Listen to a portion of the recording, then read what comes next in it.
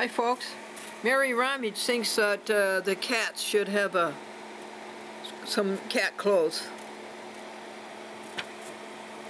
I think it'd be nice if they would. Let's see, what is it called?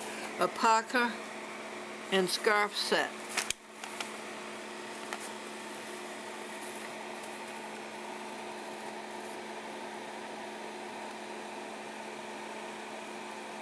They look cute. I love dog clothes. And then Mary wants you to know that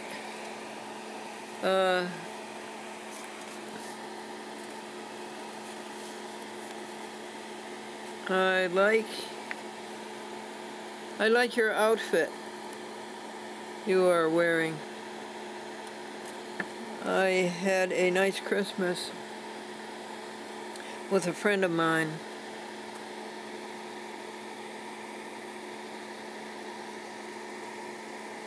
It is now 4:41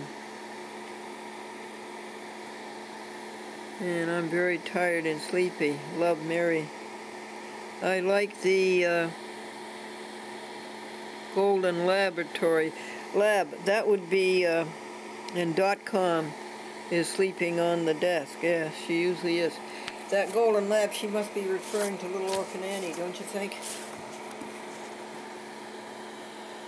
See how nice her writing is since she had the cataracts removed. Here is something you would like for the cats. I see .com and Sebastian and Amadeus. They are quite... oh, they are cute. Yeah, they are going to the mailbox. Yeah, that's very cute the way they do that. But on this morning only Amadeus went. Nobody else would go. Walk.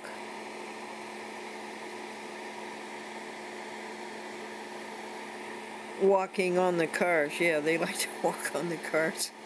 Love, Mary. Couldn't you cats find someplace else to sit instead of the computer?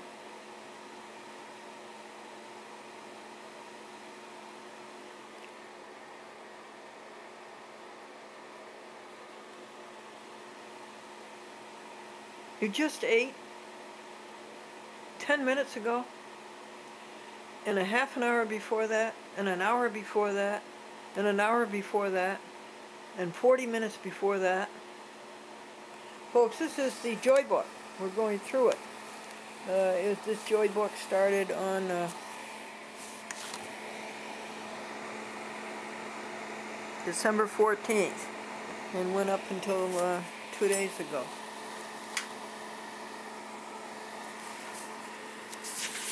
And this is the end of the inmail and what has to be done in the drawer. Things are put in the drawer here to be done. They come in and there's no time to do them when they come in.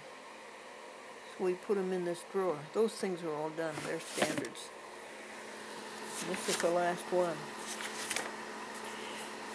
Folks, about Buddha and Nirvana and the final Nirvana and the great exaltation and leaving the earth and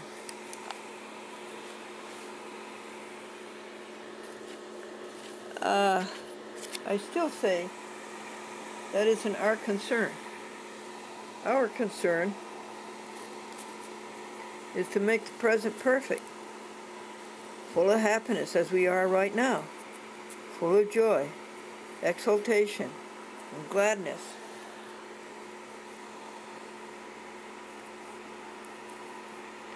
And then the future will take care of itself. I say again, if you make the present perfect, then the future is going to take care of itself. And then the past will be perfect.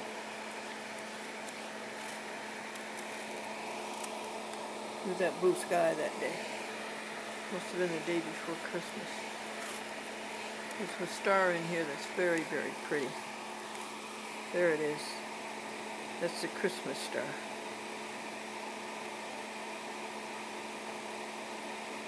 Franklin wrote a poem, a song, If Christmas is a Star, and it is.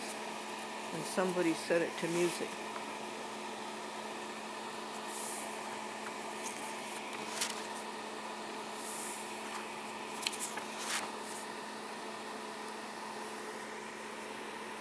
Down a chat with Glendora, yes, that deserves a star all right. That is some job.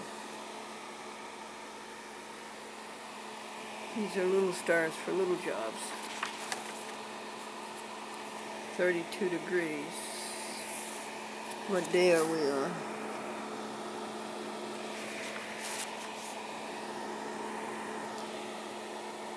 To-do list. 12:30. Day before Christmas Eve. Blue sky.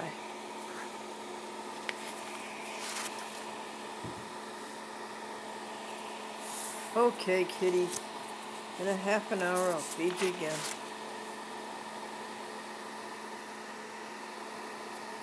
To-do list. Noontime. Did you figure out what this is?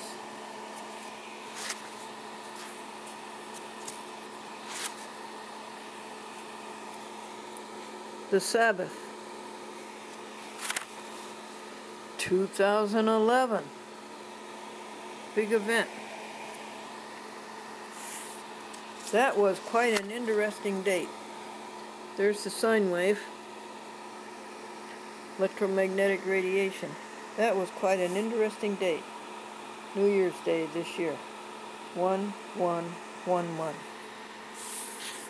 My goodness, how long will we have? We'll never see that again, right? Well, you'll never see any date again. But let's see.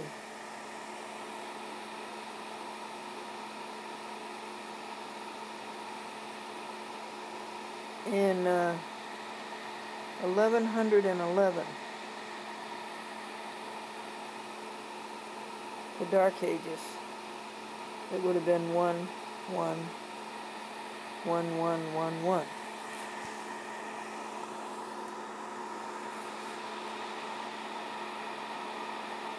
What else have we got coming up? Nothing. Nothing's going to be in 1111. That was the only one for the year. 1111. In 2022, it will be 2222. February the 22nd, Washington's birthday. In 2022 will be 2222.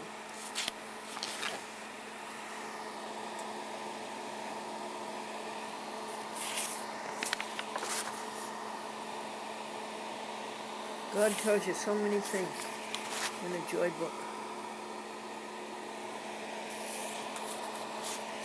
Anything I can do for you folks? .com. Please get off of the computer.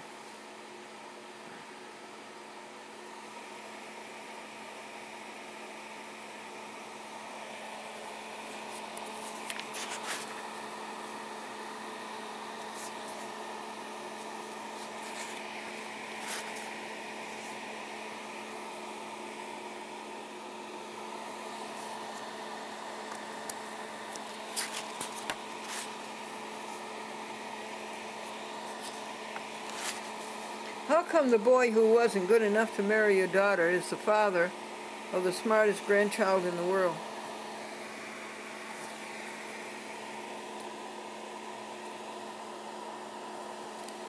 This is something that came out in our lifetime, folks, and I don't understand it. I don't know why it works.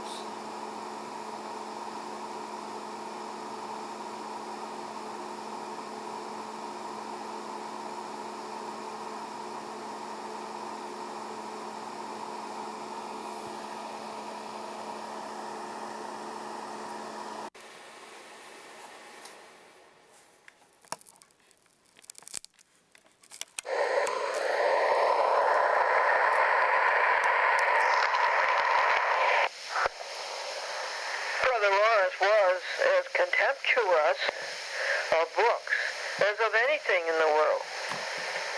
They seemed so mean and inadequate when he meditated upon the splendor of God's direct speaking to his soul. I will agree with that 100%. What do you say, folks?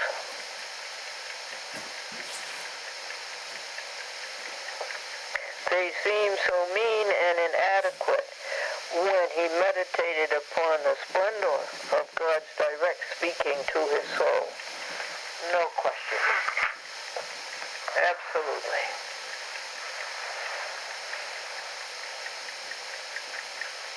Adamantine.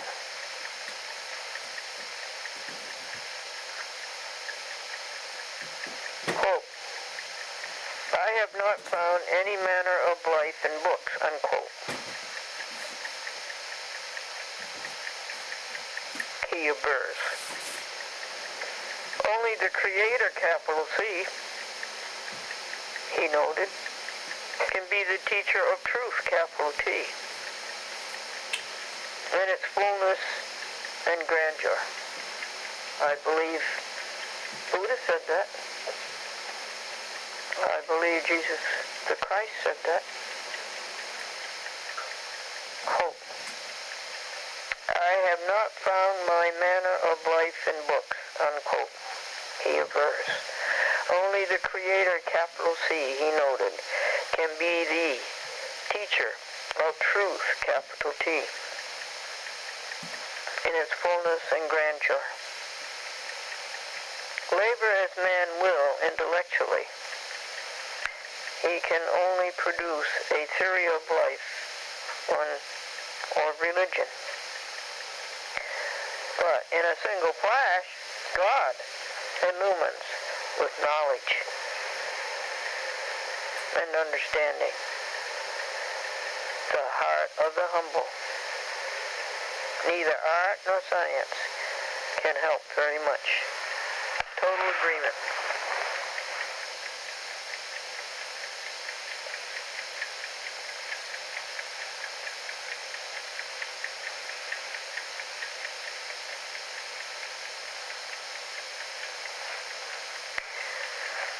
I assume this is a quote from Brother Lawrence. All that I have heard from other men, all that I have learned from reading, all that my mind could reason out as touching on God, cannot content me. Seems low, indifferent, and heavy as compared to the unspeakable riches he, capital H, speaks forth, spreads forth. Faith alone reveals him, capital H, reveals to me what he, capital H, is. Faith alone reveals him, reveals to me what he is. Faith illumines him instantly. Oh, the schools? We toil and exercise our intellects in reason and science, forgetting that we achieve only a reflection, a copy, when we might turn our eyes to the incomparable original.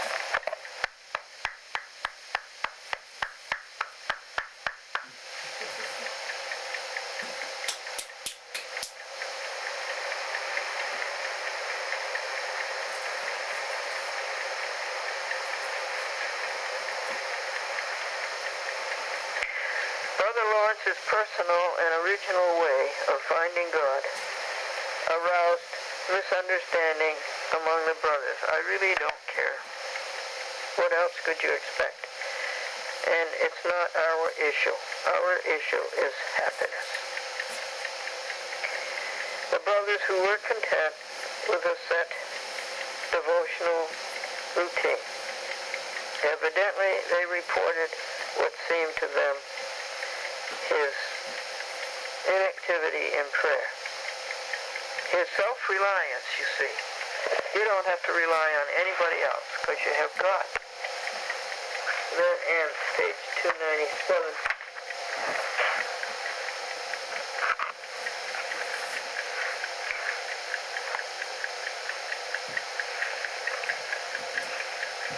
Delusion, quote unquote.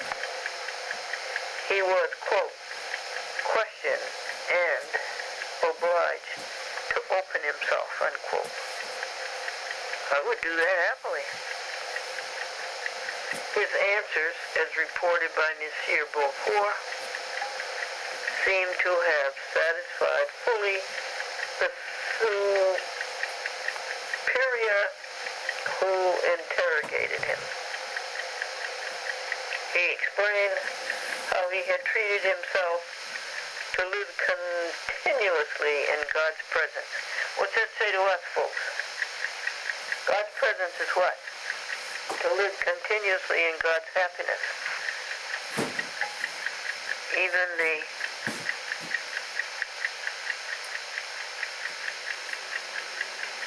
treatment of the animals out in the field, of no shelter at 22 degrees. Not even soft hay to lie down in. Just the cold ground. So I think they stand up all night.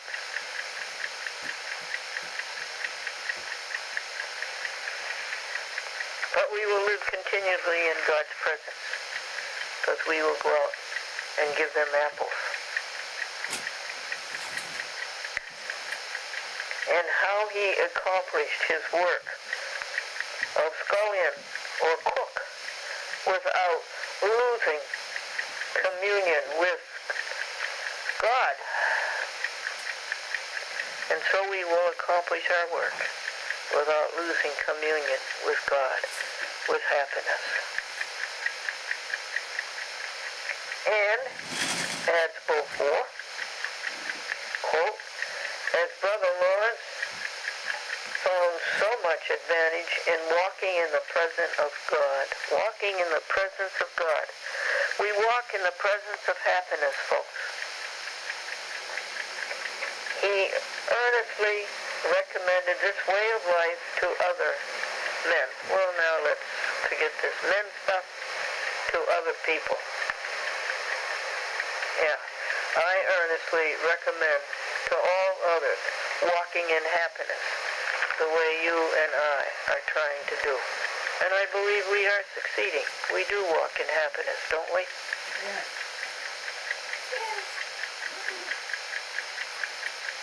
Even when we saw that terrible scene in the field.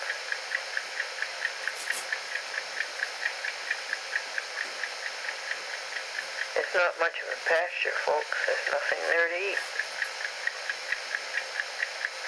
What else can we give them besides apple? Corn on the cob.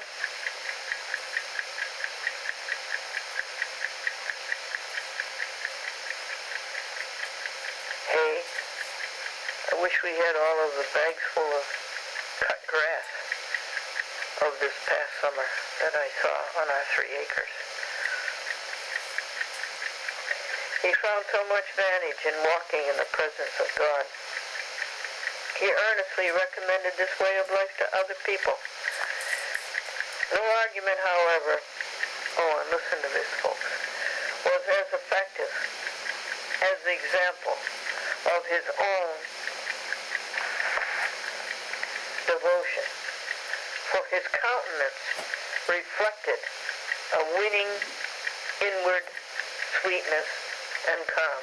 Good for you, Monsieur Beaufort. Let us read that again.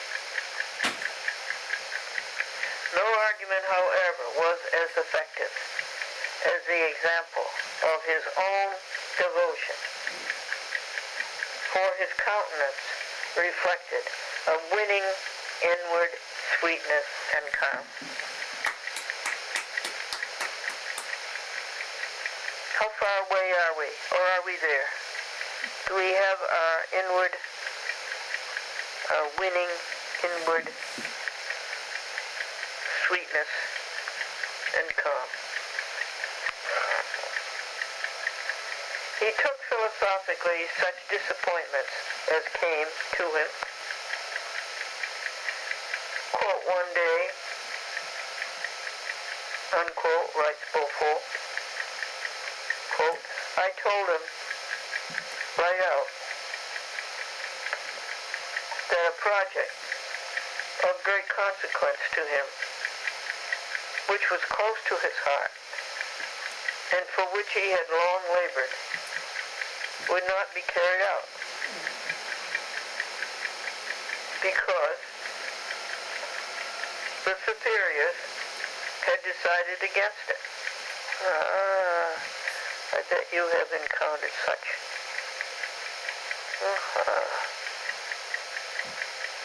Well, Brother replied simply, quote, we cannot but believe that they have reasons for rejecting it. Our duty is to assent and say no more about it, unquote.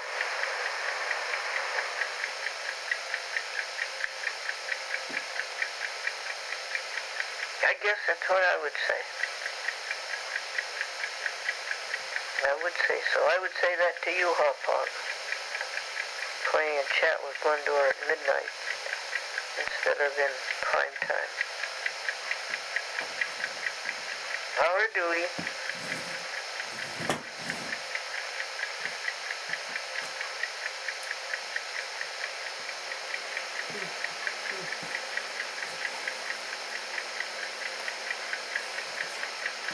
is to assent and say no more about it. Okay.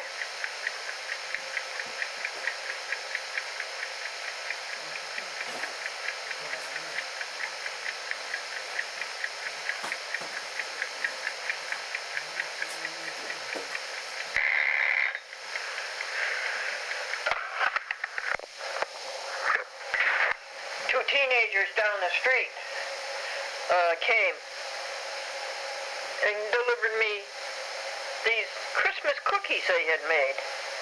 Too bad this isn't video, it's audio, but you can see them on the chat with Glendora. 1, 2, 3, 4, 5, 6, 7, 10, 11, 12, 13, 14, 15 frosted cookies for Christmas. Wasn't that sweet of them?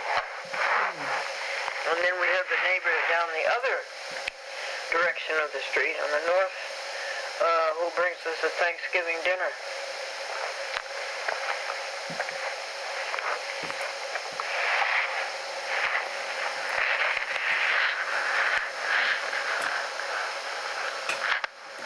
One can see Brother Lawrence with his curious balance of humility and independence. Curious balance of humility and independence, of deference and dignity. Before the superior or the bishop, answering questions about his faith.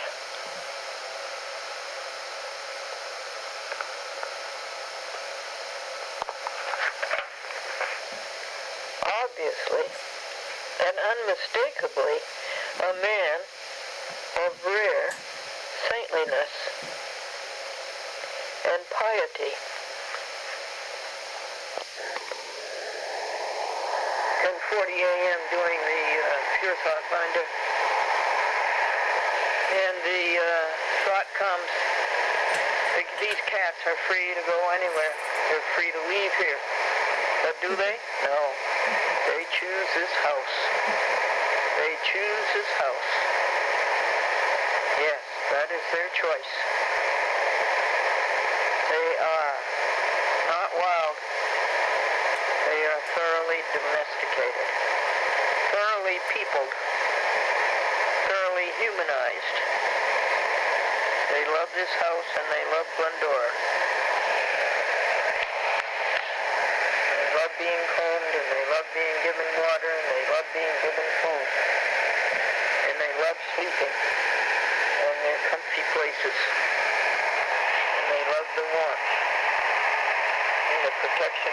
snow and the wind. There isn't any wind today. Cold air. Tomorrow is the first day of winter, and the days after tomorrow and the next day, after the solstice, they start getting longer. Whoopee! Mr. Claus printed and collated 9 happy books, and he also cut the covers, the front covers and the back covers, for the rest of them, and gave them to me yesterday when I went to church.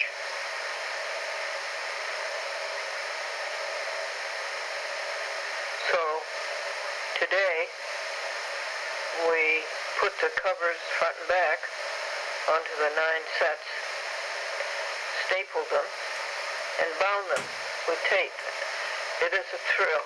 It is a thrill. They look beautiful.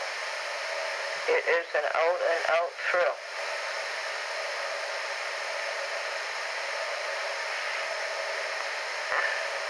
Now, Devin, 17 years old.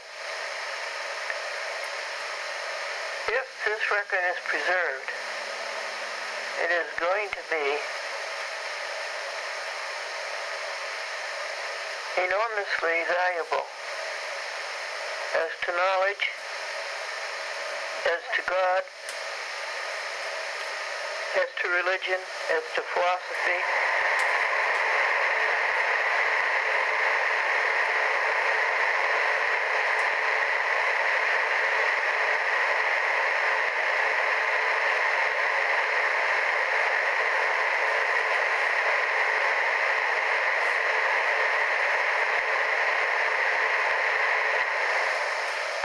As to mysticism, as to history, as to the church, because it is a person seeking oneness with God and union with God, and using and employing the latest technology, audio,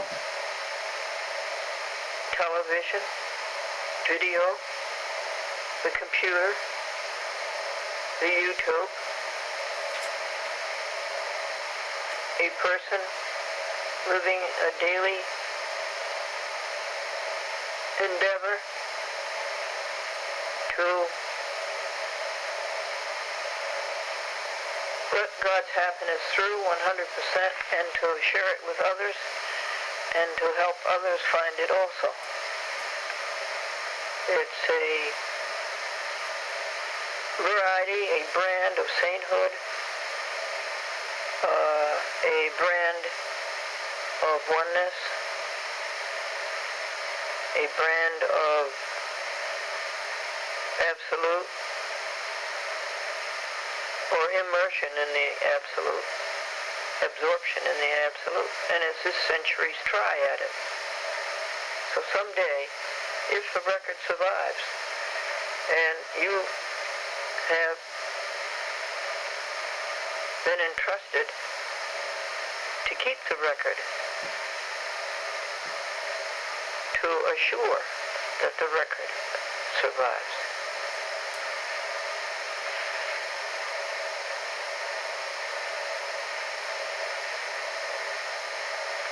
So you have been chosen.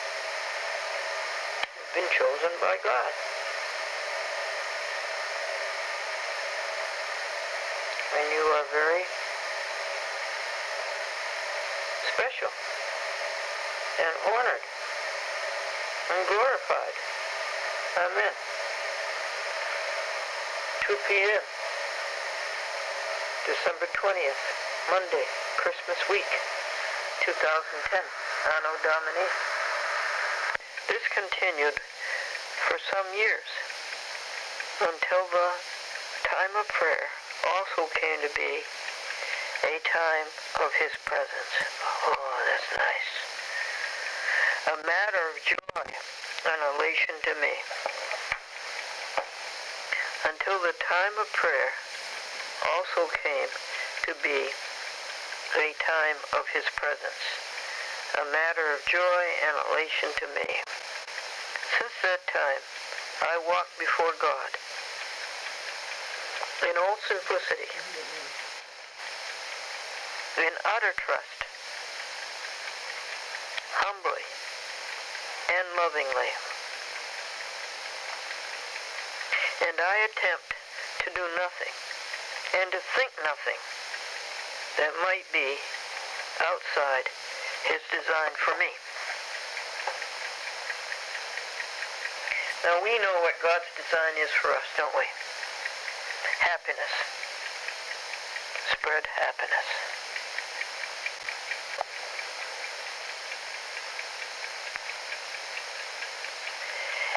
And we shall attempt to do nothing and to think nothing that might be outside of God's design for us, which is happiness.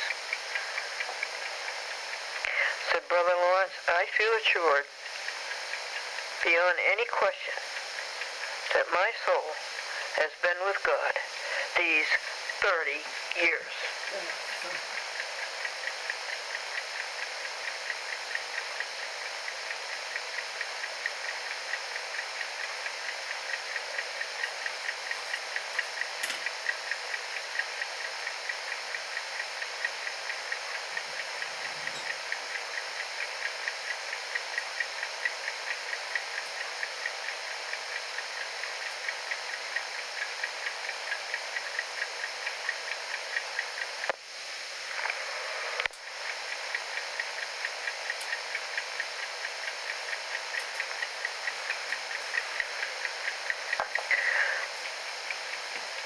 The letter is remarkable for its undercurrent of self-reliance and certainty. He didn't rely on anybody to tell him about God. He went directly to God. His self-reliance, his reliance upon himself to find out about God. The letter is remarkable for its undercurrent of self-reliance and certainty. There is expressed an implicit confidence that the Father Superior will fully understand. Implicit confidence that the Father Superior will fully understand. He pleads for no forgiveness. Instead, he notes that, quote, with a sensible regret, unquote, he has confessed his sins to God. Now let's go over this slowly. This is beautiful. With a sensible regret, quote unquote, he has confessed his sins to God. He has asked forgiveness. There. Then he has surrendered himself to the divine will. And that, quote, the King, merciful and full of beneficence, God, merciful and full of beneficence, far from punishing me, has told me, has held me in love, far from punishing me, has held me in love, summoned me to his table, and afforded me the key to his riches. Want to hear that again? With sensible regret, quote unquote, he has confessed his sins to God, asked forgiveness there, and has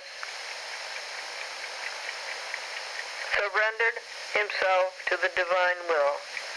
And that, quote, God, merciful and full of benevolence, far from punishing me, has held me in love, summoned me to his table, and afforded me the key to his riches.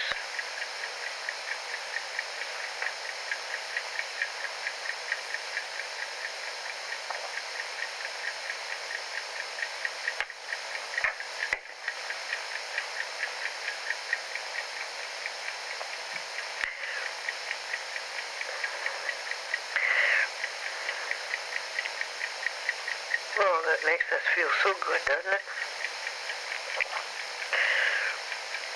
Rarely outspoken in criticism, Brother Lawrence, nevertheless, by indirection, suggested that churches and churchmen, church people, would profit by substituting for set devotional forms, quote,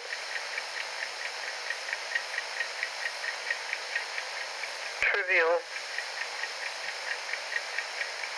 devotions, unquote, he called them, the simple practice of the presence of God, the simple practice of the presence of happiness.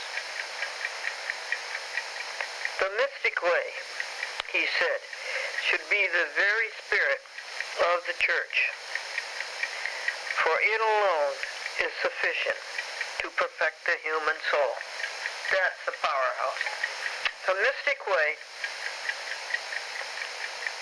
he said, should be the very spirit of the church, for it alone is sufficient to perfect the human soul. If you could go to church and if they would help you perfect the human soul, help you with the mystic spirit, maybe churches wouldn't be struggling.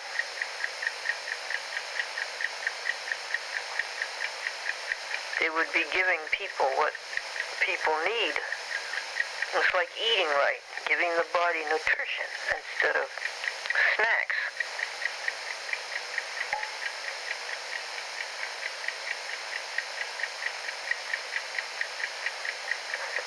Quote, many fail in Christian progress because they stick fast in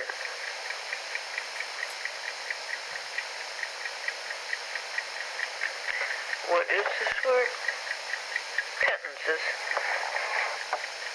and set exercises, unquote.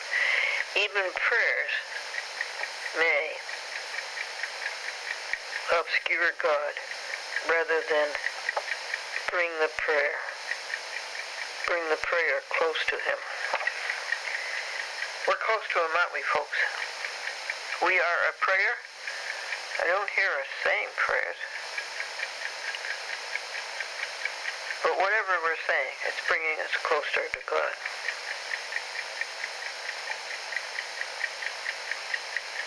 Quote, even in the time of set devotion, when our voice is lifted in prayer, we should school ourselves to pause. This is nice. We should school ourselves to pause, if only for a moment.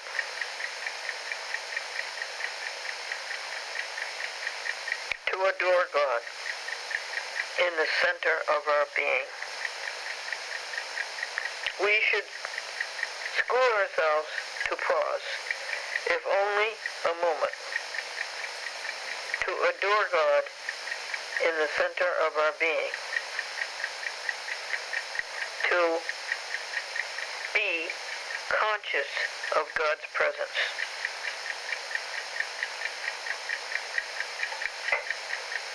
To keep a hidden tryst, T-R-Y-S-T. I am certain that it is a common fault, even among people of religion, to overlook this pausing in their affairs to adore God in the depths of their souls, to enjoy renewal through the peace of knowing Him. I am certain that it is a common fault, even among people of religion, to overlook this pausing in their affairs to adore God in the depths of their souls, to enjoy renewal through the peace of knowing Him. Oh, you can't beat that. You don't have to.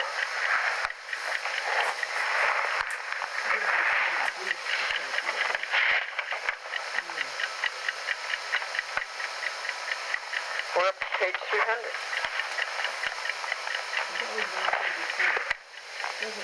And listen to this over and over and over. And it is so thrilling.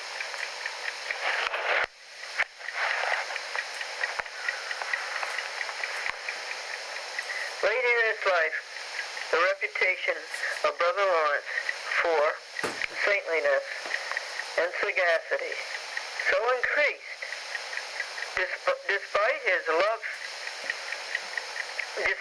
low station, that people of note outside the monastery began to seek him out. And one of those was M. de Chalons, Chalons, who had been Cardinal de Noailles, Noailles. It was at his directions that Monsieur Beaufort, his Grand Vicar, held conversations with the friar, attempting to set down a report verbatim of his thoughts. Oh, am I ever glad they did.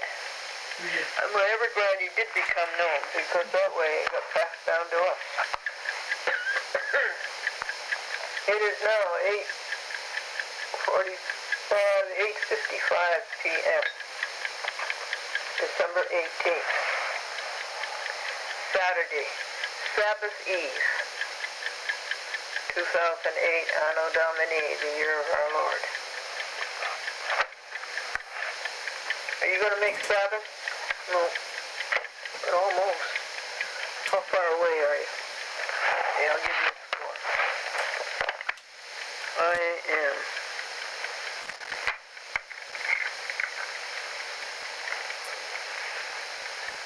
One, make biscuits. 2, meditation 5. 3, hot cereal. 4, peanut butter and Triscuits.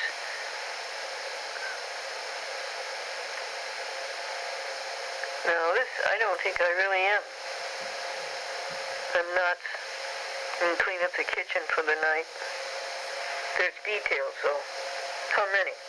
Oh, I'd say 7 or 8.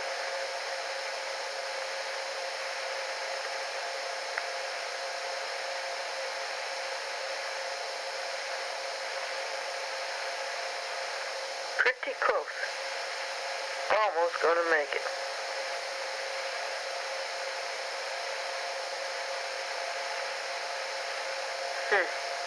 Almost gonna make it. Is there anything you can do to make it? Well, meditation 5.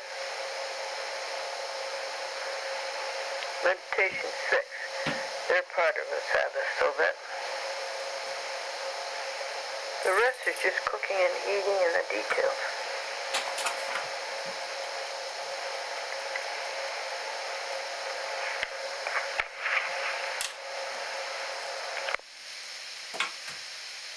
I'm going to feed you right now. Again, 4th time today. Home from church, home from the mission, after church to Hannaford's to get apples for the cows, and over to the pasture to feed the apples to the cows. No cows. Where are they, folks? No cows. Where are they? Well, did you leave the apples? Yes, I did. I threw 8 of them over the fence. Granny Smith and Washington State. 1:50 p.m. The Sabbath. The Sabbath. Brother Lawrence, page 300. When the Conversations were first published in 1602, a year after the death of Brother Lawrence, M. Beaufort showed his surprise that there had grown up a public interest in the saintly friar. His preface begins, quote, "During the past year, death has taken many members of the Order of Barefoot Carmelites, others leaving rare memories of lives spent in virtue. But Providence, I can see, desires that men's eyes should be drawn chiefly, among them, to Brother Lawrence," unquote. Fenelon, Archbishop of Cambrai, who was, as Bond says, quote, "dignified and gentle, graceful as a courtier, and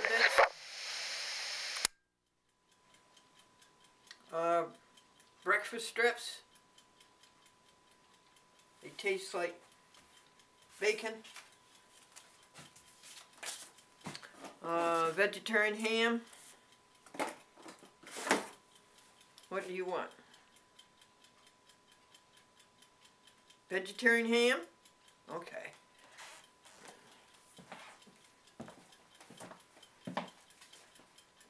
Let's go to mini cassette.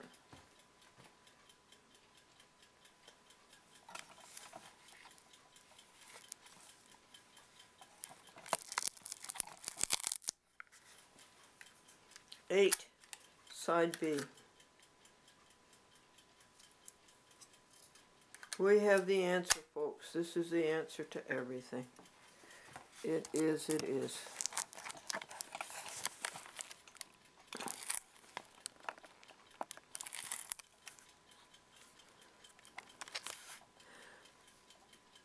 Buddha, Brother Lawrence, and Jesus the Christ. spotless as a saint, the most pure, the most persuasive, the most accomplished of religious guides. Is that the right side? Fenelon was among the pilgrims who came. Guess so.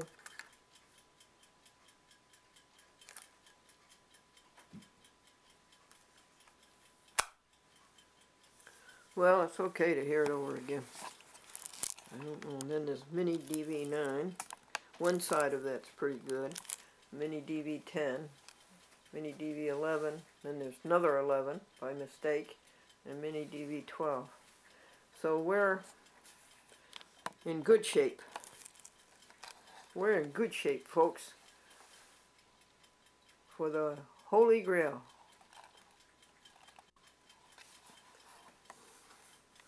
To the Carmelite monastery in Paris to talk with Brother Lawrence. He found the friar dangerously ill. In this way,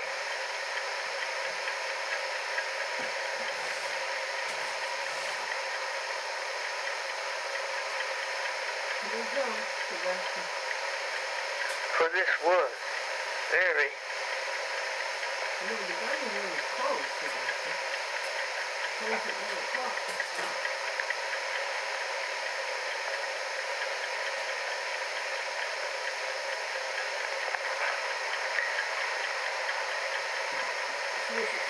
near the end of his life. Only one question asked by the celebrated divine has been recorded. Quote, if God presented a choice, would he desire to live longer in order to increase in holiness or to be received at once into heaven? Unquote. The reply came instantly. That choice lay with God, he said. Quote, for his part, he had waited in peace until God should show him his will, unquote. On his deathbed, St. Francis de Sales had answered a similar question with memorable words, quote, "If it is his will, I will it too," unquote. And one cannot but believe that Fenelon knew of the instance. Nor is it improbable that Friar Lawrence was conversant with St. Francis's life too. The Here you are, two kitties.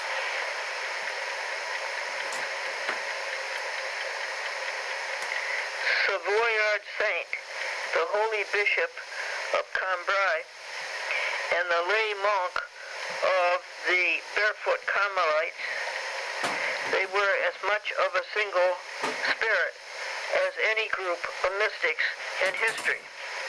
As Brother Lawrence was the simplest man of the three, it is he who has put the thought of the trust in God in the simplest words and the most direct statement. Quote, "I am in God's hands. He will do as he wishes with me. If I can no longer serve him here, he will take me elsewhere to serve." Unquote. This is the end of page 300. Outside the monastery walls, France was still the scene of disorders and minor civil wars. The cause of the Huguenots had declined until it had become hopeless. The extirpation of the first of the Protestant hands was being accomplished with ferocity and cruelty. The Catholic reaction had served to purge the Church of the worst evils, and seldom had so many admirable men and women of blameless lives, combining great scholarship with saintliness, served Catholicism as in 17th century France. The extremists had nevertheless gained control of the machinery of the Church, and after the revocation of the Edict of Nantes, they joined with a state avid to stamp out heresy. Even a brother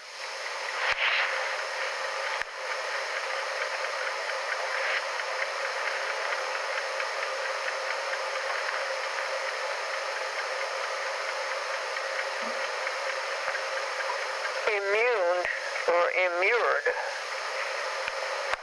I-M-M-U-R-E-D.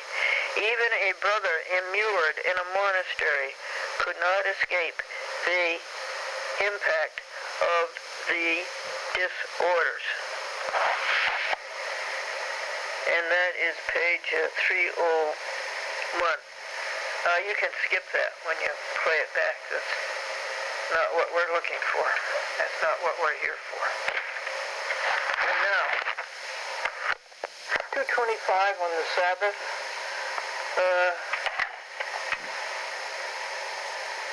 Christmas week. Christmas week starts tomorrow. It's a snow shower. And we are on page 301 of Brother Lawrence by Sheldon Cheney. A soldier wounded in the wars was the occasion of a letter written to Brother Lawrence to a friend in 1688. In it he applies his philosophy to the life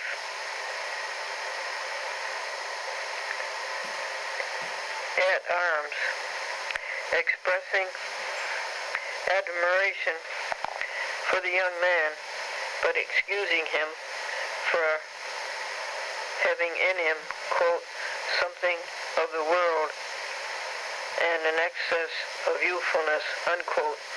He hopes that suffering will serve to deepen his character, quote. It should impel him to place his trust in the one, capital O, who accompanies him everywhere. Let his mind turn to him constantly. Yes, folks, we will do the same, constantly.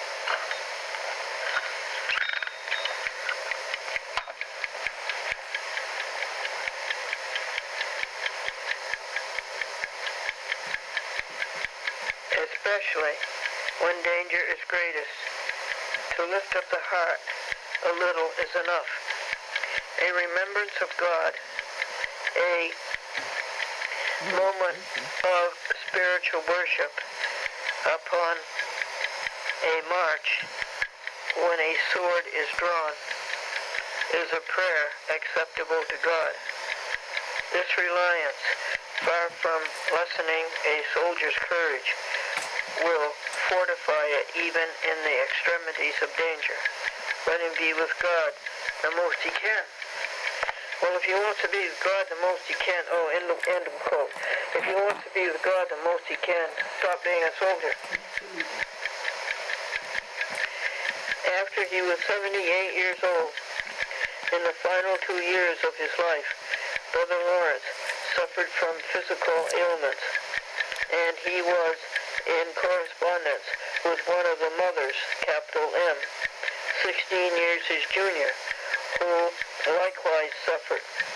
In his letters, he gently rebukes her for not finding comfort in God, for not giving thanks for whatever circumstances he may place her in, though there is a note of kindly concern over her pains. That's right. Our job is happiness. Our job is happiness. I went out and left Sabbath against my will to bring happiness to Mr. Paul Clowes, to Mr. Bevan McConnell, and to all interested in the Happy Book, and to the people at church.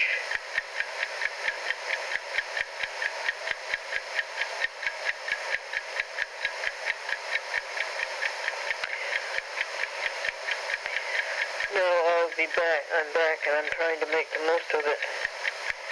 Quote, since in his mercy he grants us yet a little interval, let us turn to him in earnest with an open heart. Renounce all that is not his. Renounce all that is not happiness. You will tell me that I am always saying this one thing. Truly, yes, for it is the best way I know, unquote. Thank you, Mr. Claus. Thank you, church. And I send tons of happiness to Joan Claus.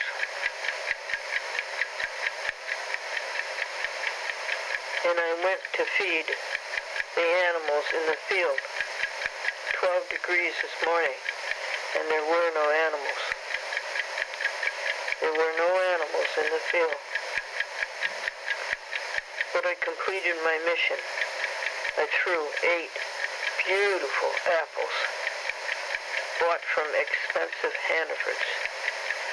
I threw them into the field for them so that when they come back, they will enjoy them. Red Delicious Washington State apples and Granny Smith's. Again, he writes, quote, lift up your heart to him. The least little thought of him will be acceptable. I love it. up your heart, folks, to happiness. The least little thought of happiness will be acceptable. You need not cry very loud. He is nearer to us than we know, and they are happy who suffer with him. Worldly men find sickness a thing of pain, grief, and distress, not a favor from God. I don't know what that means, but it's okay. Those who can think of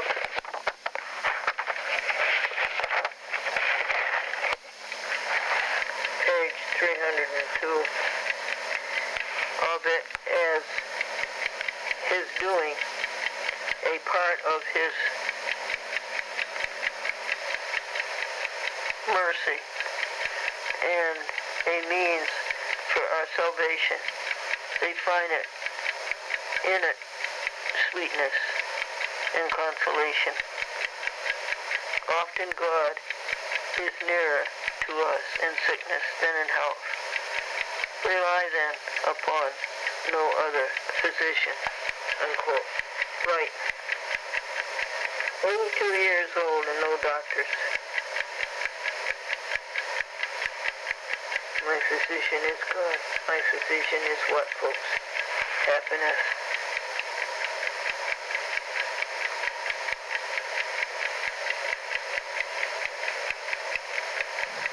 What number Sabbath is this? About the 4th. What do you mean by, I meant Sabbath observance. Oh, okay. And what are you going to do on the next one? Continue to try to get order out of chaos.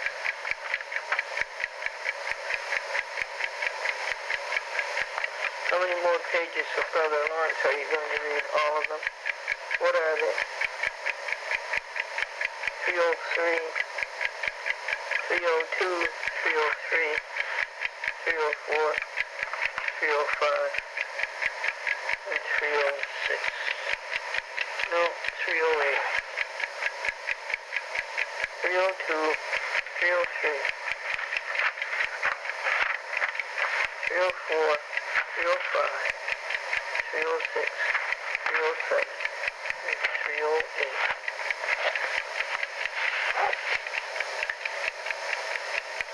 As the last months pass by, his mind becomes even clearer in regards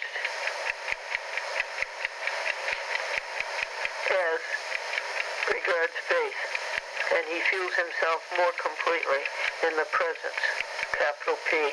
Quote, in a little while I must go to him. What comfort I find in faith.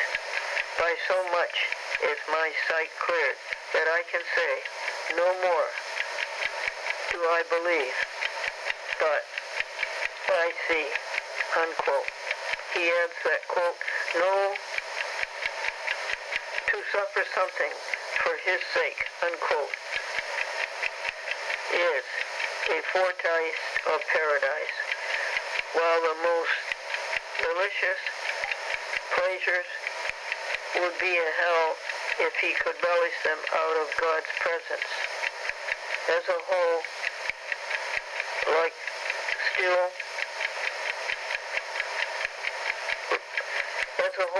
still found him jubilant. Oh, isn't that nice? What a nice word, jubilant. How are you? Jubilant. Quote, I do not know how God will use me, but I am continuously happy. There we are, folks. We are continuously happy. Say that 45 times. We are continuously happy.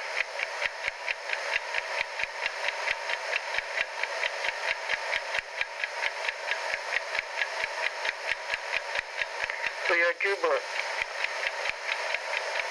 But I am continuously happy, said he. All the world knows distress and pain, but I, undeserving, am filled with joy so great I can hardly contain it. We are filled with joy so great we can hardly contain it. Thank you, Brother Lawrence. Thank you, God, for filling him.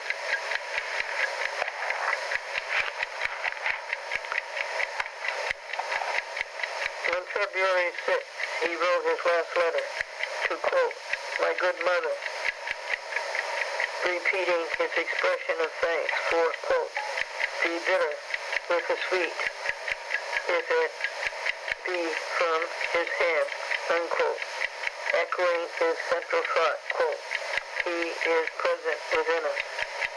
Happiness is present within us. God is present within us.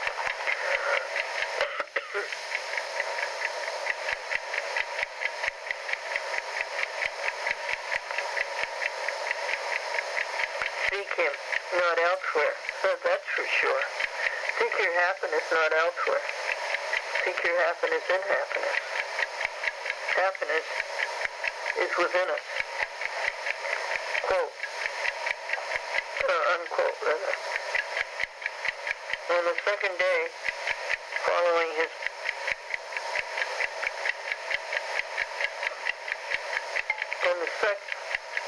second day following, he took to his bed for the last time. The final sacraments of the church were given him. To a brother who was watching at his bedside, who asked him what was in his mind, he answered, quote, I am doing that which I shall be doing through eternity. Thanking God, praising God, adoring God, offering him the love that fills my heart, unquote. He's teaching us how to die, folks. That's how you die. I can't figure out whether he's 78 or 80, but I think he's 80. Buddha died when he was 80. On February 12th, 1691, painlessly and in peace, Brother Lawrence slipped away from his body to enter a new phase of a long-established companionship. Oh, that's beautiful. A long-established companionship with you guys. You've been my companion all day. I think I've been your companion all day. God is resting today, you know. You really can't talk to God today. Brother. God expended tremendous energy for the past 6 days, creating one miracle after another. And now God is resting, and the energy is piling up for another brilliant 6 days of creating. Brother Lawrence's meager writings, together with his reported quote-unquote conversations, entitled, perhaps overfully, but with admirable fitness to content, the practice of the presence of God, the best rule for a holy life. The practice of the presence of holiness, the best rule for a holy life. The practice of the presence of happiness, the best rule for a holy life.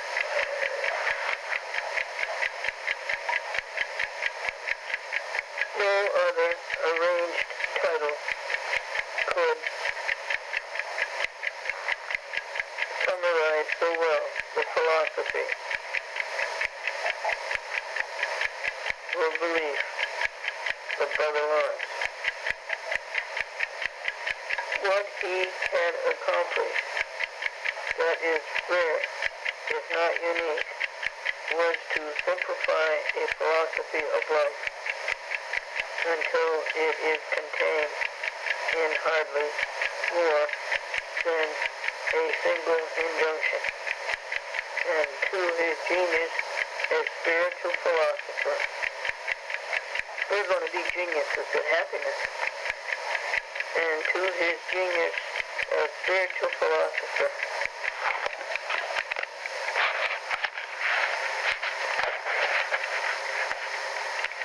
He had added the gift of almost miraculously apt and simple speech. Thank you, Brother Lawrence. Thank you. There is no one quotation that can be lifted out of the text and offered as the key passage. Rather, he repeated his central injunction tirelessly in the conversations, in the letters, and in his lifetime. Often he leads into his subject with some such simple introduction as this. Men invent means and methods of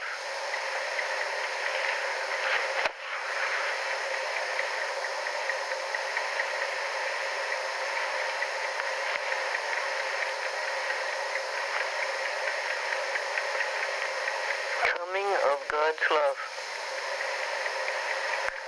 They learn rules and set up devices to remind them of that love. And it seems like a world of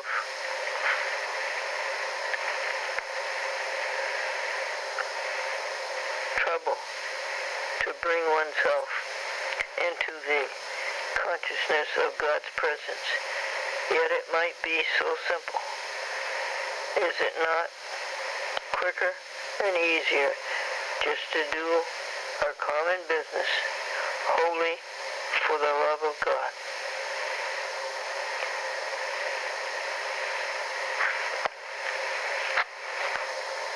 Thus we put his consecration upon all we lay our hands on, at the same time establishing communion of our hearts with his, summing the sense of his abiding presence.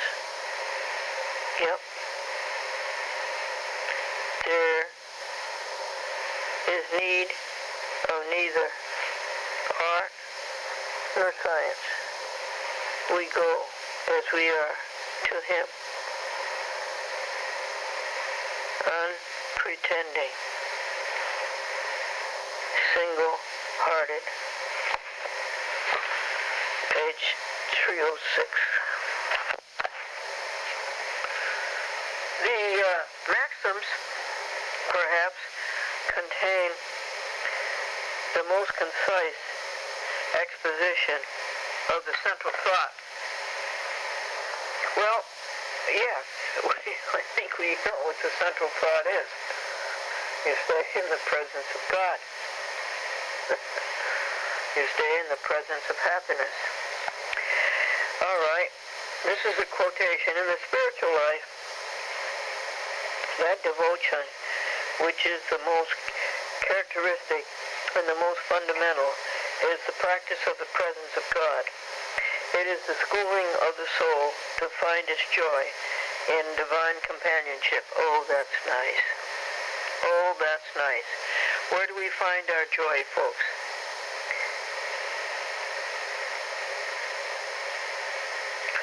In divine companionship. Where do we find our joy.com? In divine companionship. The holding of humble and affectionate converse with God ceaselessly. Oh yes, that is beautiful.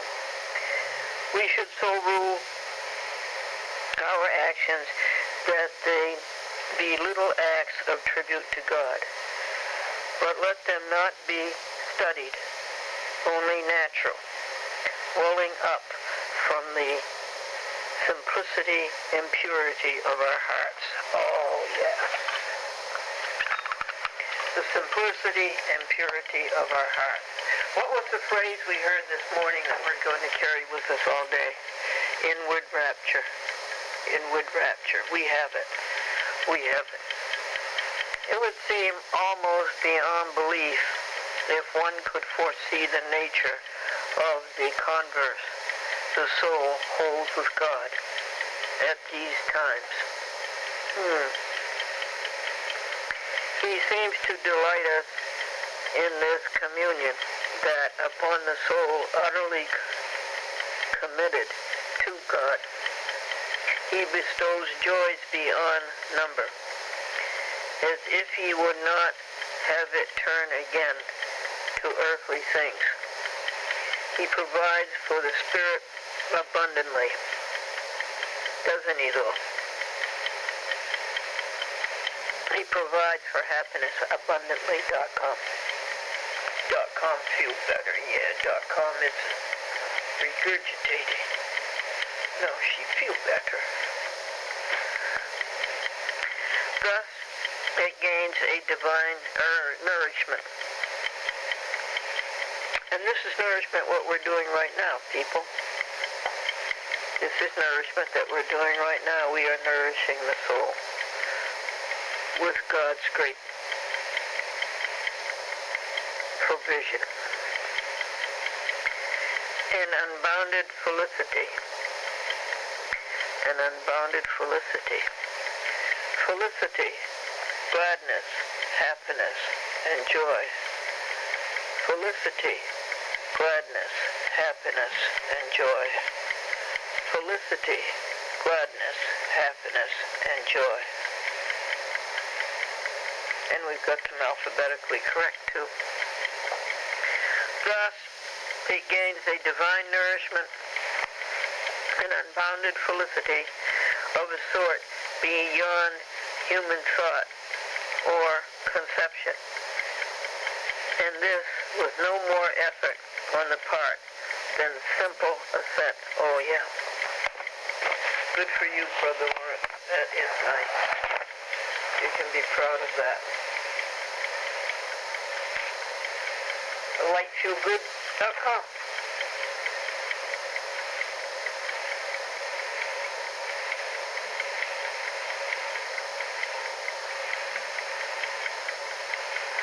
Occasionally, Brother Lawrence admits difficulties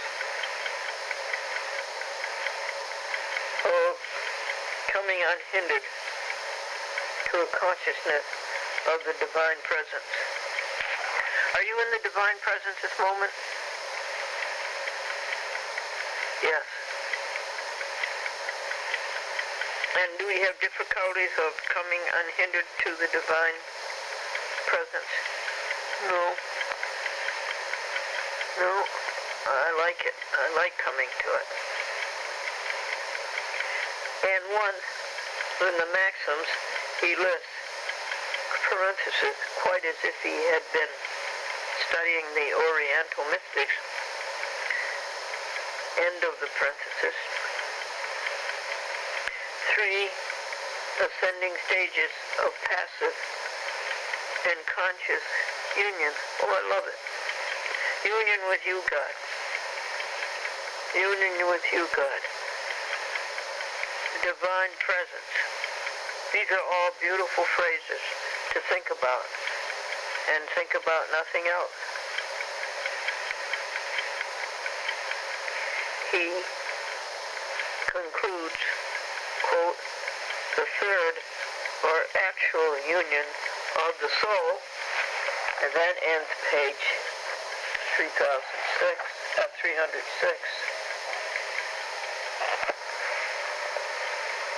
with God is the perfect union. I'll go for perfect today.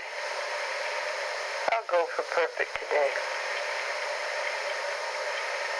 There's still too much materialism. It should be more spiritualism, more spirituality.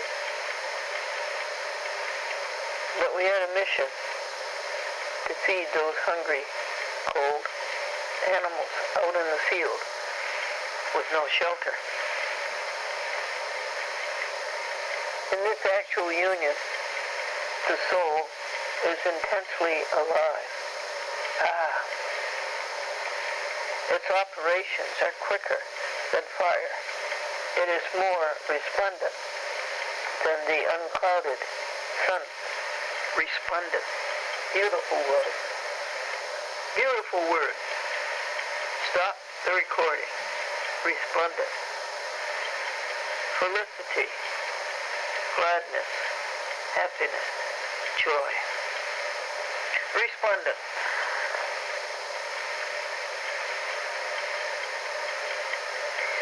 It is a state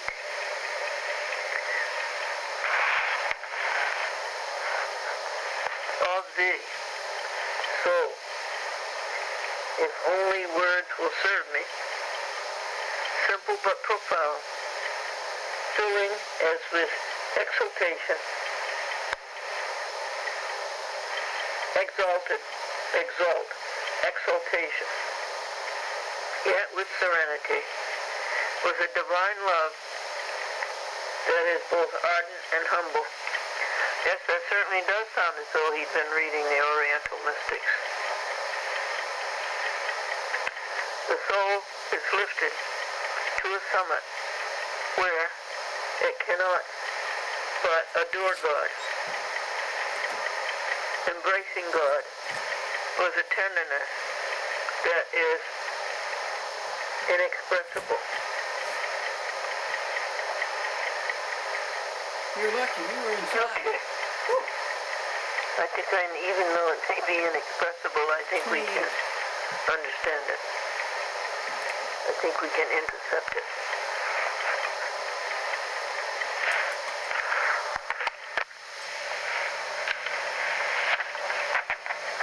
Before this snowstorm or not?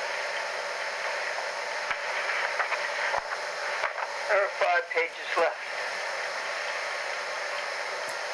And I'm glad, even though they keep talking about the same thing, even though Cheney keeps talking about the same thing, the one and only thing, I'm glad he keeps talking about it. Yeah. I like to hear it. Check your transmission. Transmission is good. So we will read page 304. In some of the maxims, especially, and these are the only writings direct from Brother Lawrence's hand, except the presumably extempore letters, there are passages descriptive of mystic union in the higher and purer sense. Good. It was high and pure enough for me up above, as approaching ecstatic abandonment of self in God's being. Okay. Okay. Ecstatic abandonment of self in God's being. Ecstatic abandonment of self in God's being. But throughout the writings, there is reiteration of the importance of that other phase of his quote-unquote way, the methodical schooling of oneself, quote, to establish a continual consciousness of God's presence. Yes, yes, yes. Quote, to establish a continual consciousness of God's presence. Do you feel God's presence? Yes. Do you feel the presence of happiness? Yes. Quote, to establish a continual consciousness of God's presence by constantly conversing with Him.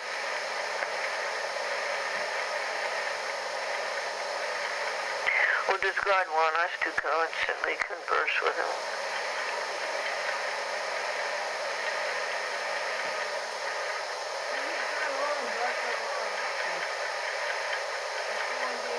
That's anathema to say that, Glendora. Conversing with happiness. I don't think conversing, folks. I think just the thing that he said before. A continual consciousness of happiness. a continual consciousness of God's being with you and of your being one with God. It is in one of his letters to the Mother Superior that he describes most fully the joys he has had from the continuous practice, speaking of himself in the third person, explaining the experience as those of, quote, a member of our society, unquote. He adds, it's sometimes in the press of outward affairs, and that's what you have to be careful of. Though some of that came in today. If sometimes in the press of outward affairs he seems to lose a little of the sense of divine presence. I'm going to read that again. I think that happens to us. If sometimes in the press of outward affairs he seems to lose a little of the sense of divine presence, or absents himself, God presently makes felt in his soul a summons, and he answers and converses. Conversing with God could be the Count blessings and the Count pure thoughts that have brought us to where we are today. Then he feels that the love of God, satisfied with a few words, reposes again in his soul. That may well be. For instance, today, remember, inward rapture. Inward rapture. And I did feel that comfort in the press of the day's affairs. What were they? Well, going to get the happy book, going to church, the reception afterwards, and going to Hannaford's to get the apples for the animals in the field, and then driving all the way over there. But that was a great thing, to throw the animals into the field even though the animals weren't there. Inward rapture. Then he feels that the love of God, satisfied with a few words, reposes again in his soul, at the core and depth of his being. Very good. Happiness at the core and depth of our being. The experience so assures him that God is always at the center of his soul, that God is always at the center of his soul. God is always at the center of his soul. Happiness is always at the center of our soul. Happiness is always at the center of our soul.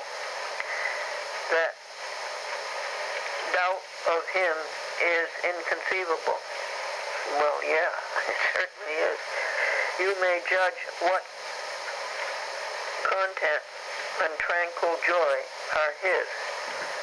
You may judge what content and tranquil joy are his. You may judge what content and tranquil joy are his when this treasure is continual. It's a treasure, all right. The treasure of happiness, the treasure of inward joy. Brother Lawrence leaves no doubt that there were for him also occasional sudden illuminations. Occasional sudden illuminations. Occasional sudden illuminations. Experiences of rapture. Experiences of rapture and ecstasy. Experiences of rapture and ecstasy. His conversion at 18 had come about through a vision so clear, so startling, so vivid, that his life and his desires were instantly changed. Good. Good. Ours have too, in these past few weeks of discussing these things together. His conversion at 18 had come about through a vision so clear, so startling, and so vivid that his life and his desires were instantly changed. One remembers, too, his account of his years of doubt and mental disquiet, and his, quote, sudden illumination, unquote, sudden illumination, sudden illumination. Somebody must have prayed for him. And emergence into a realm of profound peace. Are you there, folks? Have you emerged into a realm of profound peace? Emergence into a realm of profound peace. Aren't these beautiful phrases to carry with us? Of his later transports, he speaks quite freely, though he tries to guard against the literal mind and the uninitiated who would misunderstand or misconstrue in worldly terms or mock. We don't need that. Quote, you must know, unquote, he writes to the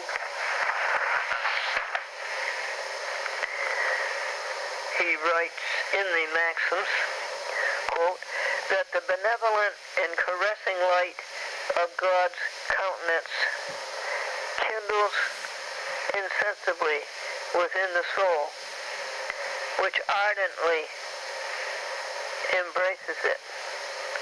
Ardently embrace happiness. Ardently embrace happiness.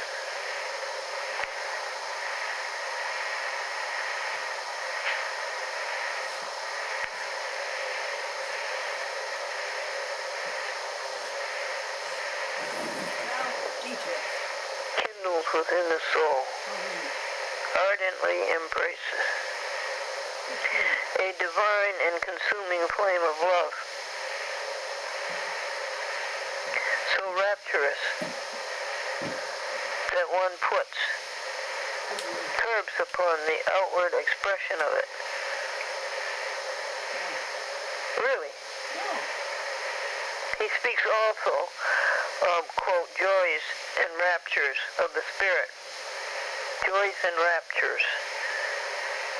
Raptures. Felicity, gladness, happiness, joy, rapture. What?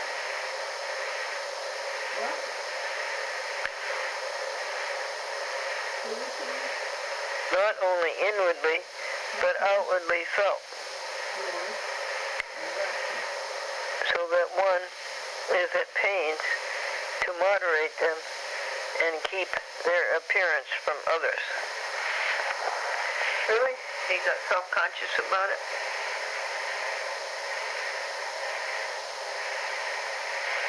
What do you think about that, folks?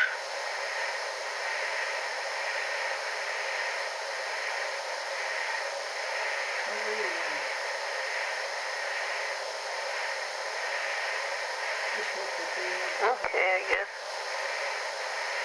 I guess okay. What's okay? Well,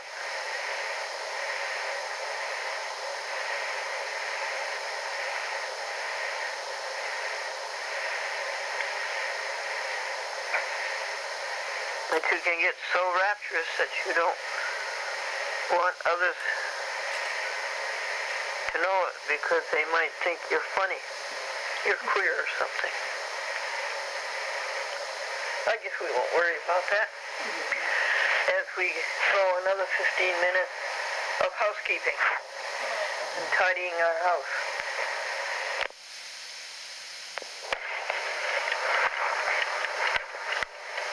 He tried, sometimes in direct description, sometimes by metaphor, to transmit the feeling of mystic union.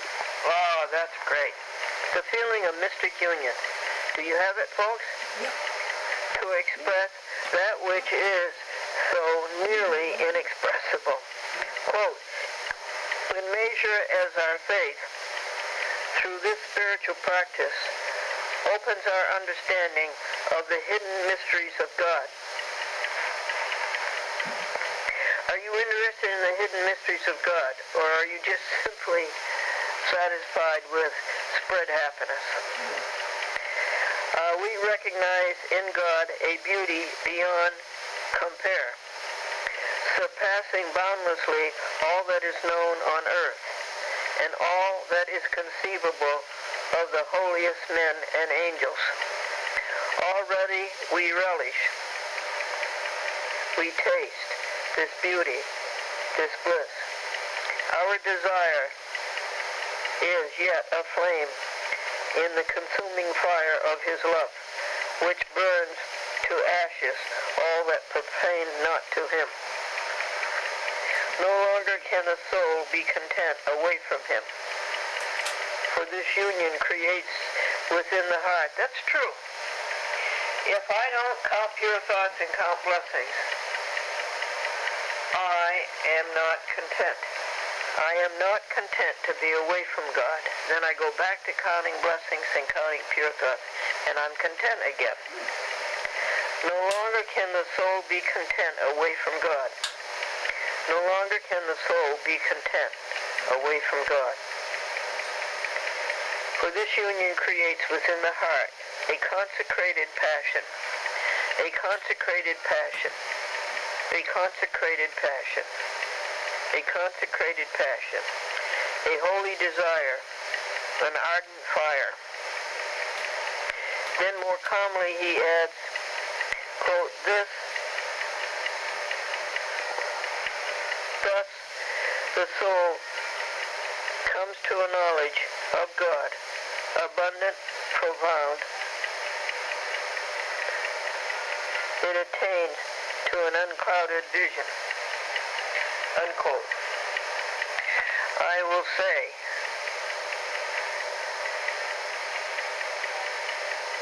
a consecrated passion as I get up and answer the door and let in a cat named Amadeus.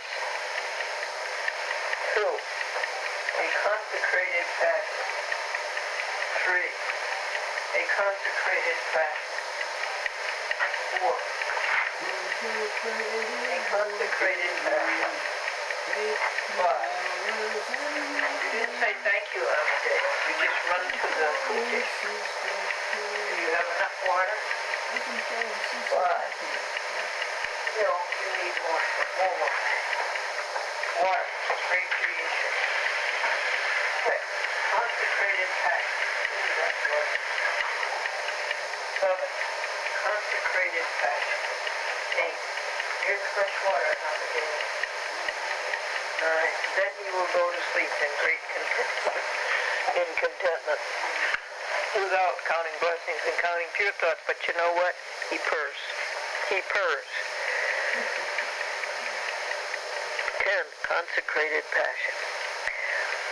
Once at least, Brother Lawrence reverses the meaning of the term real, quote-unquote, and visionary, quote-unquote, in a way common among the seers of the Orient and often baffling to the practical, quote-unquote, thinkers of the West. Quote, the world that is with us, unquote, he says, quote, has that reality. Those things that my outward eye reports flow by as fantasies and dreams. That which I discern with the eye of the soul alone exists and is the object of my desire. That's okay. That's okay. We're getting by with just thinking about happiness. Consecrated passion. Happiness. One of the images developed to suggest the infinite sweetness of the mystic experience is that of being taken to the bosom of God, almost as if he were thinking of God as mother as well as father. Brother Lawrence writes, quote, he converses and delights himself with me continually in 1,000 ways, and treats me as if I were his favorite one. From him I experience more of sweetness and delight than is felt by a babe with its mother. In default of words, I would choose to speak of this state as attainment to the bosom of God for its inexpressible sweetness. Okay. In the end, the reader may ask, quote, what is the message Brother Lawrence has left? I don't think there's any question about the message that Brother Lawrence has left. I think it's been said repetitively. Quote,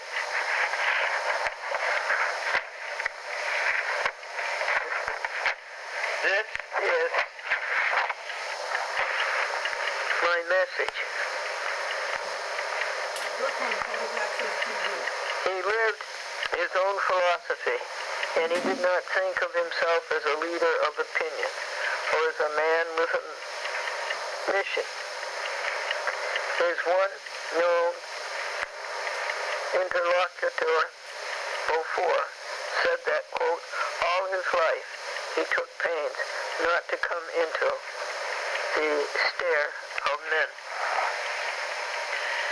Okay, we are up to page 306. 3 pages to go.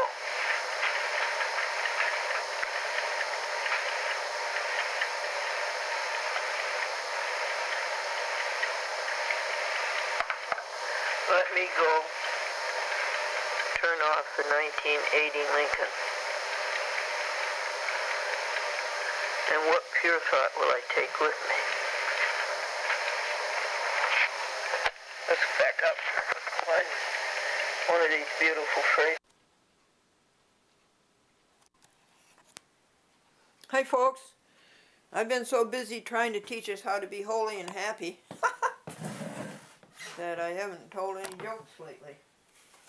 Here's a good joke. Now you have to think about this one. But it's a good joke if you see it through.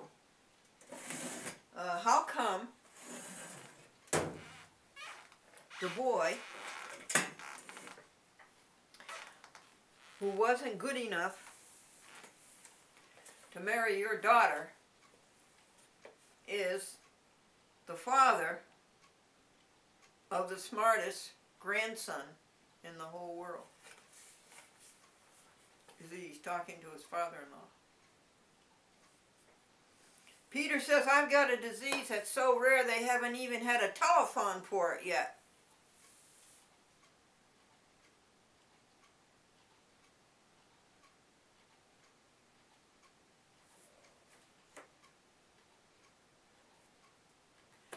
Ed says that he's in such poor shape, folks, that the health club makes him use the rear door. Senior citizen said, if I'd known I was going to live this long, I would have taken better care of myself.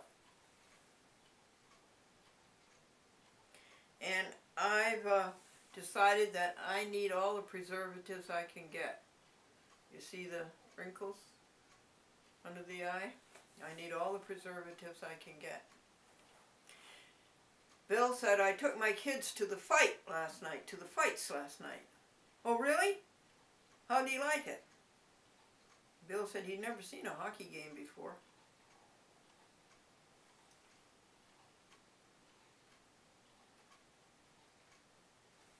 Marilyn says she's always bragging about how rich they are. She says, Marilyn says, our dining room table goes back to Louis the 14th. And another woman said, our dining room table goes back to J.C. Penney the 15th.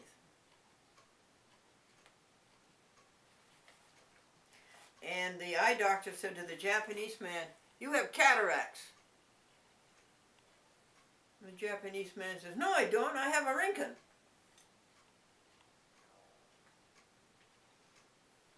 What do you call a miniature guppy? What do you call a miniature guppy? A microfiche.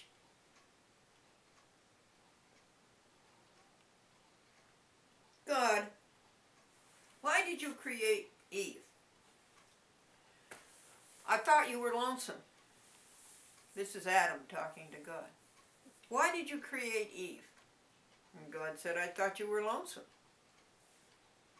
Well, God,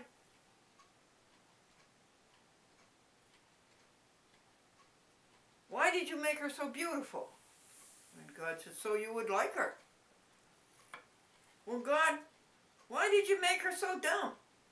And God said, so she would like you.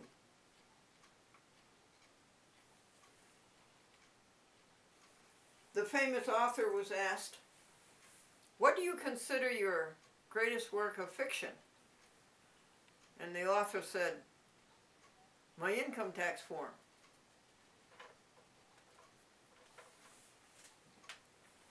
Now, folks, let's take this off of the SD card and let's put it on DVD with the title and finalize it, the DVD, and then we'll go over and we'll put it into the drawer of the computer, and then we'll use WinX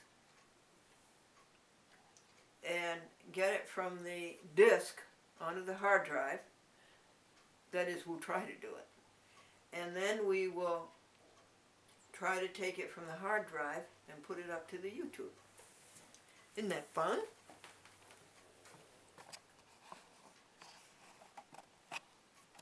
Press 2 to change folders. Press 3 for stop first. Message. Hi, Glendora. This is Jim Atwood at BNN. Chat with Glendora is on Sunday mornings at 12:30 a.m. It's a new winter schedule. I actually want to get some paperwork from you, from Joseph Campana, and I have not gotten around to mailing that to him, so I will follow up on that, hopefully, but hopefully that's the info that you were looking for. Call me if you have more questions. I'm just back from vacation, that's why I didn't call you sooner. 617-708-3223. Thanks, bye.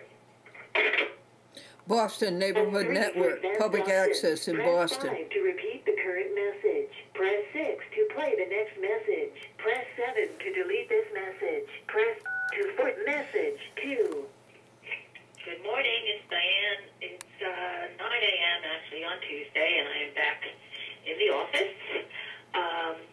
Call me. I picked up your messages. Actually, I had a little surgery over the holidays, so I am back in the office and ready to hear a joke. Crack me up, please. Thank you. Talk to you later. Bye. Happy New Year. Cable vision. Press 4 for the previous message. Press 3 for advanced option. Press stop message deleted. Last message. This message lasts 2 minutes.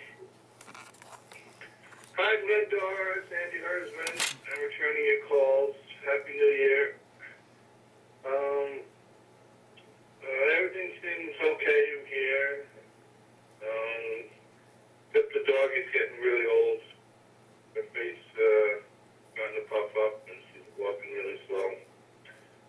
So she's still eating, so that's a good thing. And hopefully she's not in any pain, but doesn't seem to be. Okay. Anyway, about your 2-inch videotape, I found a company they called ANS Video Productions. Their phone number is area code 212-673-3107. They say they can copy any videotape into any other format.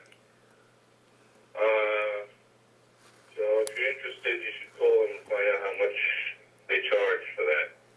It's probably a lot of money. Anyway,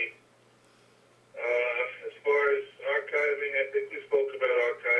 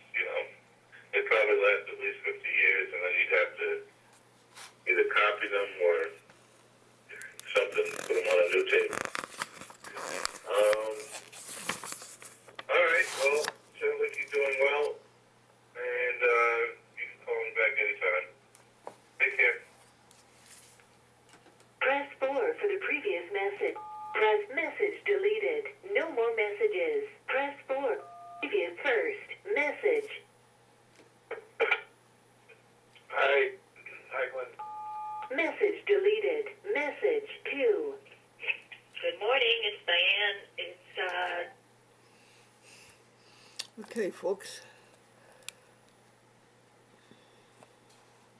In the meditation this morning, Mary Ramage does such a good job listing the contents of a chat with Glendora, telling about the it was cats. a struggle to do the meditation. She loves the this morning, cats. 4:30 meditation. First one, She even tells you folks down here the number of the show.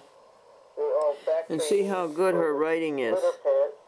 I believe she's And then I had to rush because 80. of the elementary canal here. And see how good her writing is since she had the cataracts removed. There is a conflict. That's today's joke, you know. The eye doctor says to the Japanese man, "You have a cataract." And he's Japanese man says, "No, I have a Rinkin." Supposed to be the very first thing in bed, in the dark. Not paying Thank you, Julie. Race. Judy, go to God the first thing in the morning and get the answers and get the Thank you for the Glendora Happy book. happiness. All right. We are in the process Okay. of enjoying it. A long prayer. May God bless you for thinking Prayer. of us. Sanctuary at the death meditation. That was rather Such a special way. Again, thank you fondly, the Race family. Well, that accolade does not belong to Glendora. That belongs to Devin. It was to, he asked Glendora for a happy book, and it was a great lengths we took to get them, 25, and he gave one to the Race family. Now go on to the words. So that was Devin's doing, and the accolade goes to him, Devin McConnell. Thank you. He must have given it to his friend Alden Race. They've been friends ever since 7th grade.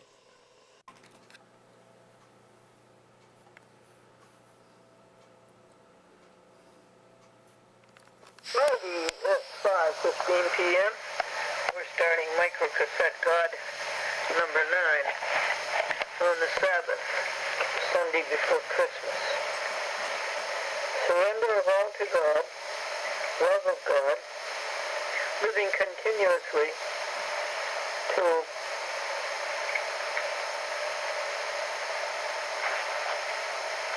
in consciousness of His presence. Occasional assent to the blissful experience of soul union with God. I want to work on that. Brother Lawrence pauses to make other points. The need for renunciation, for rigid self-discipline, but without mortification. For charity, we do enough of that. For humility, and the superiority of the way of the heart over the way of the intelligence. Yes, this is all summarized very nicely. We've certainly heard this over and over again. But these are secondary. Central, fundamental, outstanding with each group of writings or reported sayings is the importance of the habit of quickening the soul into the sense of the divine presence. Absolutely.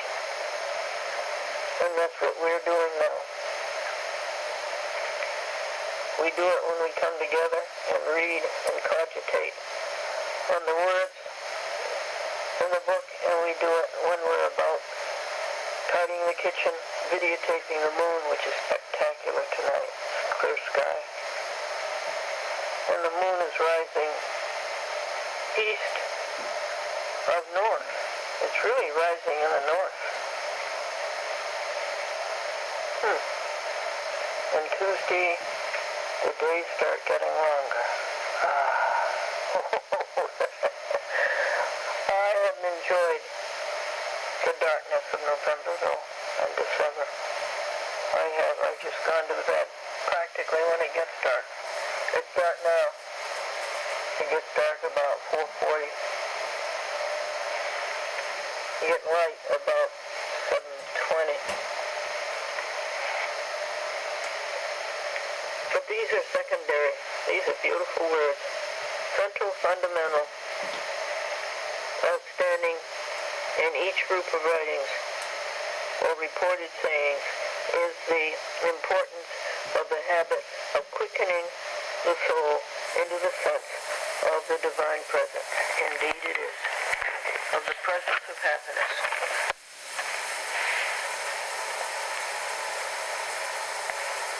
Brother Lawrence is certain.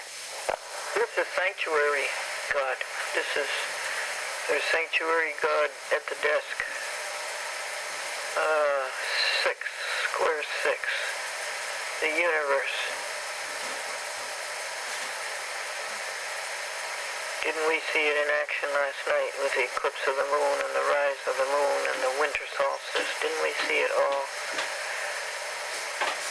All that we saw last night. Yeah. Born, my mother and father kept me alive, 1-year-old to 5-year-old, 1 day old to 5-year-old,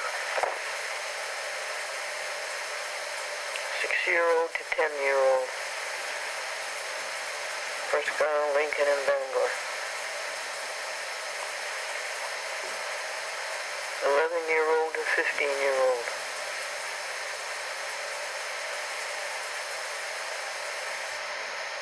junior high school, and high school. 16-year-old to 20-year-old. High school to college. 21-year-old to 25-year-old.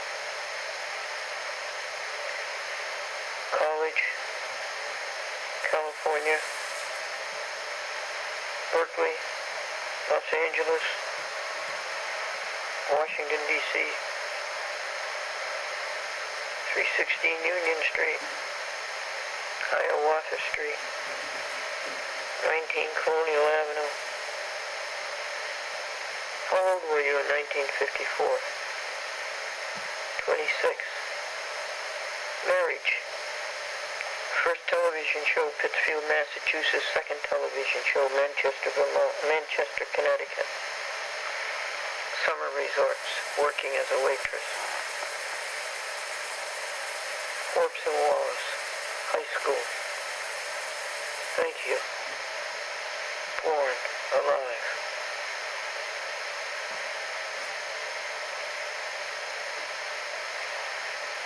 (26 to 30) on my own.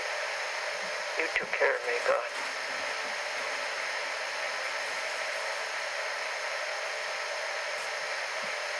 Marriage. Milton Bradley, Boston, WVZ-TV, General Electric, WRGB. What years were those? 26 to 30.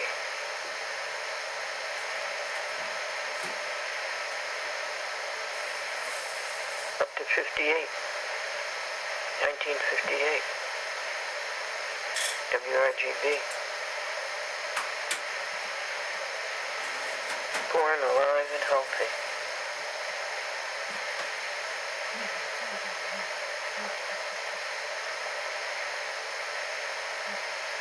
(31 to 35), Franklin. What years are they? 59, 60, 61, 62, 63. Springfield, Massachusetts Union. City editor desk.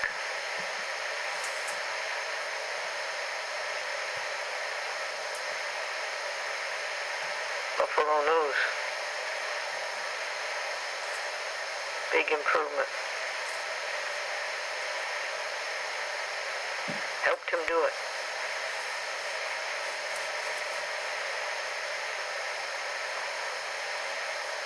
Done. WRGB, Channel 6 Schenectady. Buffalo. looking for God, Yes. not having to work, not having pressures, looking for God.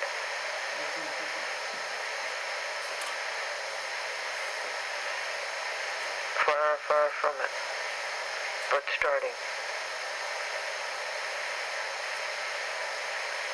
Don't let it take you 30 to 35. Christ. 31, 32, 33. Buddha. 35. Illumination. 29 to 35. 29 years old at 35.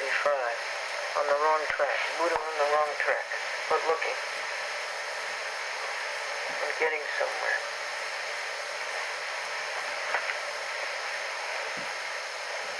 What'd you do 36 to 40? What years were they? 64, 65, 66, 67, 68. Church school, Monday through Friday.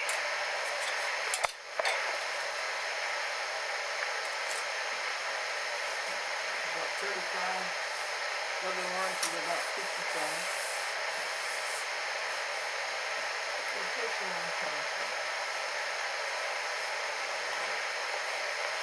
Be perfect. We wrote the book, Be Perfect. We were getting closer and closer to God.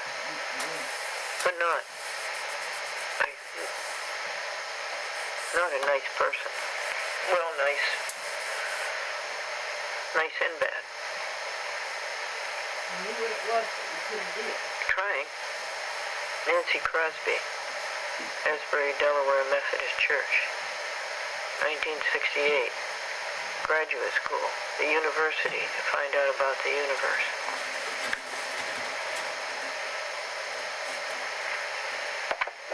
And that's square 6.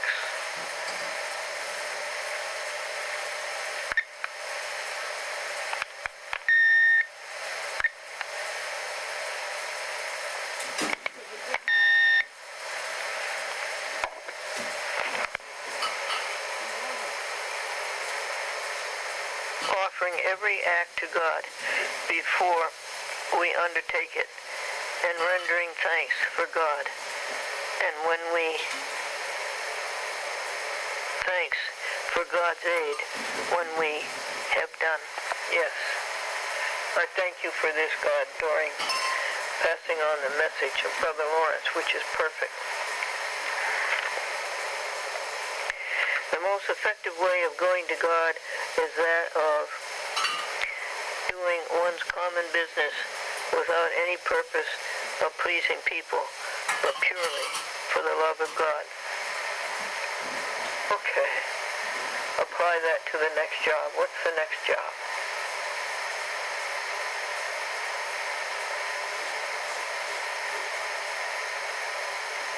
They're supposed to eat nuts. That's the next thing on the to-do list. You're supposed to look at the computer for 15 minutes. Okay.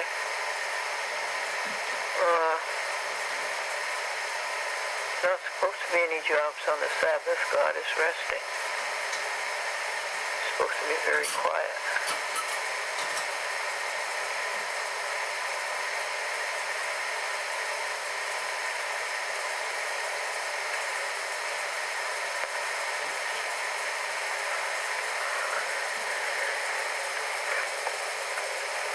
The most effective way of going to God is that of doing one's common business without any purpose of pleasing people, but purely for love of Him, of course.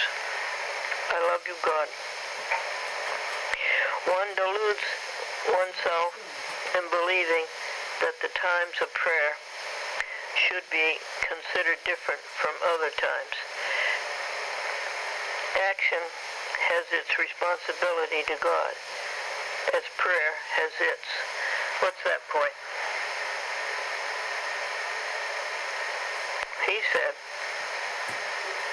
that he was as close to God doing his action as he was his prayers.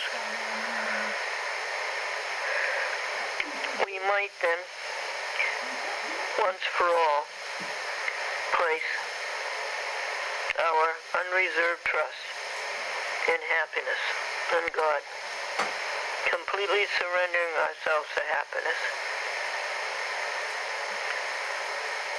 assured that God's will, that God will not fail us. Yeah, that's for sure. God will not fail us. The steps in what may be called the personal path of the pilgrim are described at one point in the Maxims more categorically, and this is another quote. The first is a great purity of life, a guarding oneself watchfully, lest one do, say, or think a thing displeasing to God. Say, think, or do anything displeasing to God. And in failure, an immediate and sincere repentance thereof, and humility in entreating forgiveness. The second is a positive faithfulness in the practice of life presence, of God's presence. The second is a positive faithfulness in the practice of God's presence.